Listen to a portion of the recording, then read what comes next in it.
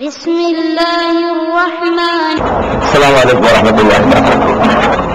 கண்ணியத்திற்குரிய எல்லாம் வல்ல அல்லாஹ் ஜல்ல ஷானஹு தஆலாவின் நல்லடியார்களே, இந்த நிகழ்ச்சியிலே 21ஆம் நூற்றாண்டில் இஸ்லாம் என்ற ஒரு தலைப்பை தந்திருக்கிறார்கள். இது ஒரு தப்பான தலைப்பு. முதலில் நீங்கள் அதை புரிந்து கொள்ள வேண்டும்.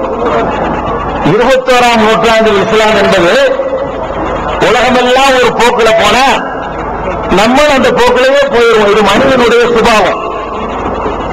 செம்மறியாட்டுக்கு இருக்கக்கூடிய ஒரு குணத்துல ஒண்ணு. செம்மறியாடுகள் போகும்போது இடையில ஒரு தடுப்பு வச்சுக்கோங்க. ஒரு செம்மறியாடு தாண்டி போயிருக்கும். அப்புறம் நீங்க தடுப்பை எடுத்துட்டீங்கன்னு சொன்னா தடுப்பு இல்லாமலேயே எல்லாம் பிடிச்சு தான் போகும். தடுப்பை எடுத்த பிறகு ஒரு செம்மறியாடு தாண்டிட்ட காரணத்தினால அதே மாதிரி போவது வந்து மனிதனுக்கே உள்ள ஒரு குணம். செம்மறியாட்டுக்கு உள்ள குணம் மனுஷன் இருக்கு. மனித சமுதாயம் பெரும்பாலும் தவறான வழிக்கு போறதுக்கு இந்த செம்மறியாட்டு போனதே ஒரு காரணம். 21ஆம் நூற்றாண்டு என்று நம்ம தலைப்பு போட்டுக்கிறோம். ஏன் போட்டோம்? உலகத்தில் எல்லாரும் அப்படி போட்டான். 21ஆம் நூற்றாண்டு 2000 பிறந்த உடனே 21ஆம் நூற்றாண்டு பிறந்து விட்டது அப்படின்னு போட்டான். மேலே நாட்டில் அமெரிக்கா காலங்கள தப்புறதுமா நம்ம நினைப்பது. அமெரிக்காவில் சொல்றான்ல கரெக்டா தான் இருக்கு. நம்ம எதை பண்ணிட்டோம்? 21ஆம் நூற்றாண்டுன்னு சொல்லிட்டோம். ஒரு சாதாரண ஒரு கணக்கு கொடுத்த 5ஆம் கிளாஸ் கருத்து தெரியும். ஒரு நூற்றாண்டு என்பது 1வது நூற்றாண்டு என்று சொல்றோம். 1ல இருந்து 99 வரைக்கும் 1வது நூற்றாண்டு இல்ல.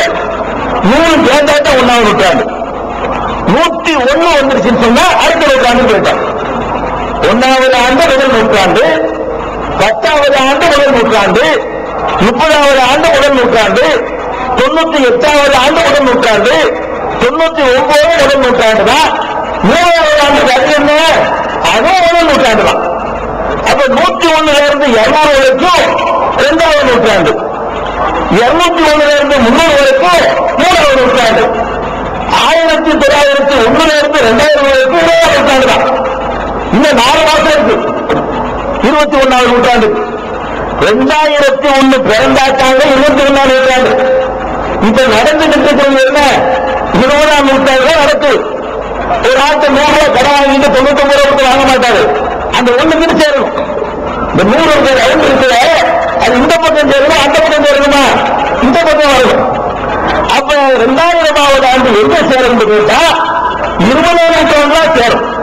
20ஆம் நூற்றாண்டுடைய கடைசி ஆண்டு 2002 வரும்பொழுது 21வது நூற்றாண்டு ஆரம்பிக்கும். இதே ஒரு சாதாரணமான கணக்கு. அது 100 முதல் 10 ஆண்டு சொல்லுவீங்க. 9 வருஷத்துல முதல் 10 ஆண்டா? 10 வருடம் 2வது 10 ஆண்டா? இல்ல. 10வது முதல் 10 ஆண்டு சொன்னா 1வது 10, 2வது 10 சொன்னா 11, 20. இதே மாதிரி கணக்கு பண்ணீங்கன்னு சொன்னா உலகம் பூரா சேர்ந்து தப்பு பண்ணலாம். 20ஆம் நூற்றாண்டை கொண்டாடுன்னு சொல்லி 20ஆம் நூற்றாண்டு வந்துருச்சுன்னு சொல்லி இது இருக்கு 21 விளையாட போறா மறுபடியும் இருக்கு. இப்போ கொண்டாடி விட்டு மறுபடியும் 2001 பிறகுல அப்போ கொண்டாட போறான். இதெல்லாம் வியாபாரத்துக்காக வேண்டி கம்பெனிகள் தங்களுடைய பொருள்களை விளம்பரப்படுத்துவதற்காக வேண்டி ஒரு தவறான கருத்தை நம்ம மேல திணிக்கிறோம். எல்லாரும் சேர்ந்து கொண்டாடுவோம். 20ஆம் நூற்றாண்டு 21வது நூற்றாண்டு பிறக்கிறதுக்கு முன்னாடி கொண்டாடிவிட்டோம். போன ஜனவரியிலே கொண்டாடிவிட்டோம். சரி, அது பெரிய பெரிய மேற்கட்டம் கூட 4 வருஷம் வித்தியாசம். நீங்க 21 போட்டுக்கிறீங்களே, இதுல ஒரு 20 நாள் வச்சுக்கிறீங்க. ஆகஸ்ட்ல அங்க ஒரு 4 மாசம் இருக்குது. 140 நாள் வித்தியாசம். பெருசாக இல்லை. 21ஆம் நூற்றாண்டுனால அதுக்கு ஒரு 1000 வருஷம் கூட இல்லை. இன்னொரு 4 மாசத்துக்கு வந்து போட்டோம் அவ்வளவுதான். அதனால பெரிய தப்பு இல்லை. தப்புனா ஆனா பெரிய தப்பு ஒண்ணு இல்லை. அப்ப 20ஆம் நூற்றாண்டுடைய கடைசி வைத்துக் கொண்டாலும் சரி, 21வது நூற்றாண்டு என்று வைத்துக் கொண்டாலும் சரி, ரெண்டுக்கு சேர்த்தே பேசுவோம். 20ஆம் நூற்றாண்டுக்கு பேசுவோம், இது வரக்கூடிய 21ஆம் நூற்றாண்டுக்கு பேசுவோம். தலைப்பு போல வைக்க வேண்டும். அப்ப 20ஆம் நூற்றாண்டில் இஸ்லாம், 21வது நூற்றாண்டில் இஸ்லாம், இதுதான் இன்னைக்கு பேச வேண்டியது. ஏன் இதை குறிப்பிட்டு இந்த ஆண்டு நூற்றாண்டு சொல்லப்படுகிறது கேட்டா, மனித குல வரலாற்றில் இந்த 20ஆம் நூற்றாண்டுக்கு பாருங்க இந்த ஒரு நூற்றாண்டில் ஏற்பட்ட புரட்சி மனிதன் தோன்றியதிலிருந்து இந்த 1900 வரைக்கும் கிமு ஏற்றுக்கிறது.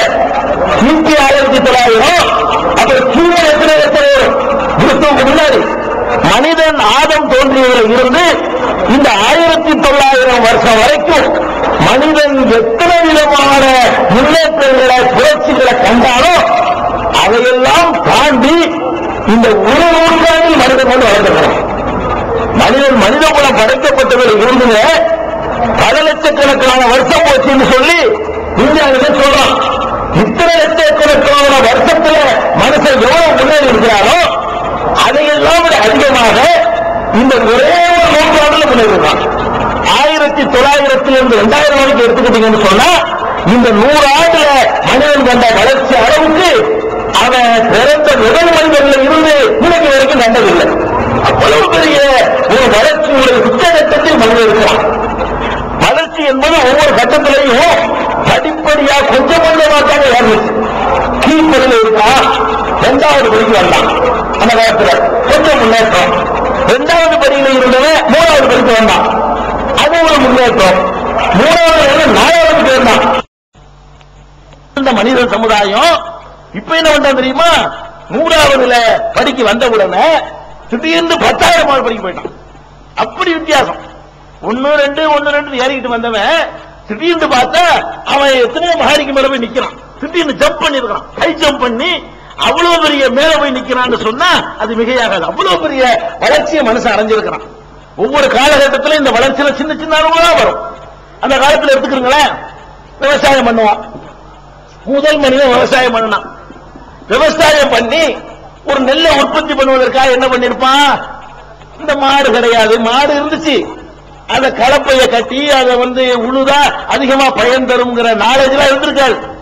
எதை நெல்ல போட்டிருப்பான், அவனுக்கு முடிஞ்ச அளவு தண்ணி ஊற்றி குடத்துல அள்ளியில கொண்டு ஊத்திருப்பான். குடமாச்சு இருக்கான்னு தெரியாது, ஏதோ ஒரு பொருள் எடுத்துக்கொண்டு என்ன செய்வான், இலையில அள்ளி கொண்டு ஊத்திருப்பான். இப்படி வளர்ந்துருக்கு.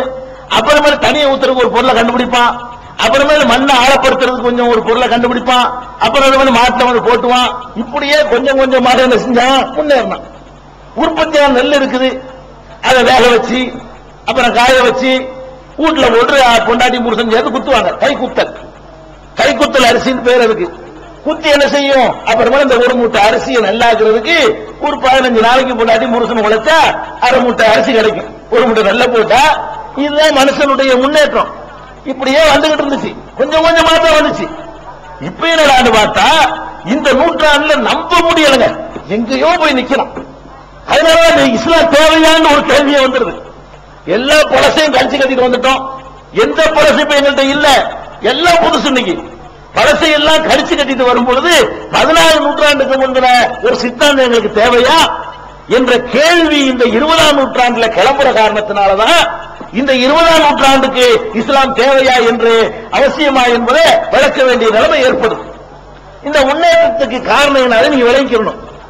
அந்த காலத்துல எல்லாம் ஒவ்வொரு முன்னேற்றம் பண்ணா பாருங்களேன், மனிதன் நேரடியாக அந்த முன்னேற்றத்தில் பங்கெடுக்கணுங்க.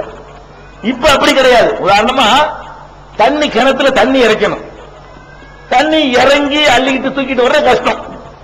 அதுல ஒரு அட்வான்ஸா போய் என்ன செஞ்சா, அந்த ஊர்ல கண்டுபிடிச்சு அதுல ஒரு கைத்தை போட்டு இந்த பக்கம் ஒரு வாளியை போட்டு தண்ணி இறக்கிறத கண்டுபிடிச்சான். அவன் தான் இறக்கணும். அது கொஞ்சம் வேலையை சுலவாக்கிட்டான தவிர இறைன்னு சொல்லணும் இறைச்சிடாது. அவன் தான் இறைச்சி என்ன செய்யணும், சக்தியை பயன்படுத்தி கொஞ்சம் சக்தி குறையும். அவனுடைய சக்தியை பயன்படுத்தாம எதுவுமே செய்ய முடியாது. சென்ற நூற்றாண்டுல 1900க்கு முன்னாடி வரைக்கும் எந்த வேலையை செஞ்சாலும் அவனும் சேர்ந்து செஞ்சாதான் அந்த வேலை நடக்கும். இந்த நூற்றாண்டு எப்படிப்பட்ட நூற்றாண்டு, மின்சாரங்கிற மின்சக்திங்கிற ஒரு பவர் கண்டுபிடிக்கப்பட்ட ஒரு நூற்றாண்டு.